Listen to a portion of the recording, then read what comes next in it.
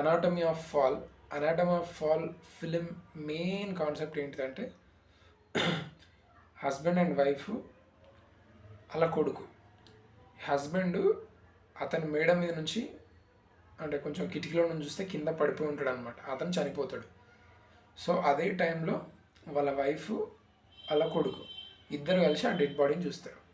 So అతను ఎట్లా చనిపోయిండు, సూసైడ్ వల్ల చనిపోయిందా లేకపోతే ఆ వైఫే అతన్ని చంపేసిందా అనేది ఈ ఓవరాల్ స్టోరీ అనమాట. ఈ కాన్సెప్ట్ మీద బేస్ అయ్యి టోటల్ సినిమా నడుస్తుంటుంది. అంటే ఆ వైఫ్కి వాళ్ళ హస్బెండ్కి ఇద్దరికి మధ్య దానికి సంబంధించిన రికార్డింగ్స్ కొన్ని ఉంటాయి. అంటే వాళ్ళ హస్బెండ్ రైటరు, సో అతని ఐడియాలని అతను ఎప్పటికప్పుడు చెక్ చేసుకోవాలని చెప్పేసి అతను ఎప్పుడు రికార్డ్ చేస్తూ ఉంటాడు అనమాట. వాళ్ళ కొడుకు పియానో నేర్చుకుంటుంటాడు. ఆ పియానో లెసన్స్ కూడా అప్పుడప్పుడు రికార్డ్ చేస్తాడు అనమాట.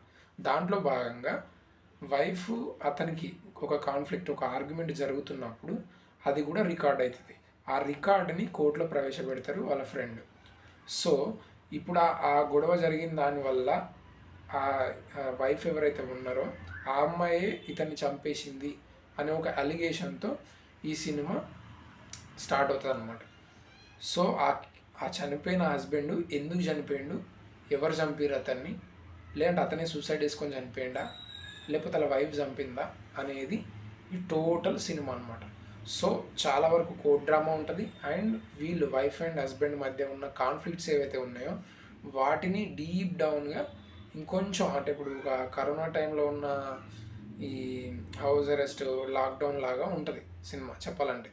అంటే వాళ్ళిద్దరి స్టేట్ ఆఫ్ మైండ్స్ని అండ్ వాళ్ళ కొడుకు వాళ్ళ మదర్ని ఏ పర్స్పెక్టివ్లో చూస్తున్నాడు, అంటే అతను నిర్ణయించుకోగలుగుతున్నాడా వీళ్ళ మమ్మీ చంపిందా లేదా అనే పర్స్పెక్టివ్ ఏదైతే ఉందో ఇవన్నీ కలిసి ఈ సినిమాని ప్రొజెక్ట్ చేయడం జరుగుతుంది అనమాట. బట్ ఎక్కడ కూడా మీకు డెఫినెట్గా ఇది చాలా టిపికల్ ఫిలిం టు అండర్స్టాండ్. అంటే ఏ మాత్రం చాలా ఒక డాక్యుమెంటరీ స్టైల్లో వెళ్తుంటుంది. సో అందరికి నచ్చే అవకాశం అయితే డెఫినెట్గా లేదు. బట్ అర్థం చేసుకొని స్టార్టింగ్ నుంచి ఎండ్ వరకు చూసి ఓపుకున్న వాళ్ళకి మాత్రం they see that film is brilliant. అది మాత్రం 100% థింగ్ అనమాట. దాంట్లో మాత్రం ఏ డౌట్ లేదు. Okay.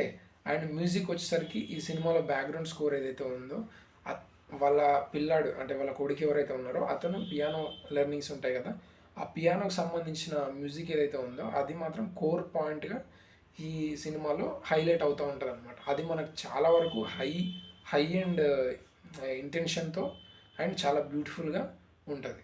That I like it so much. And that's it. Thank you for watching. Please do subscribe.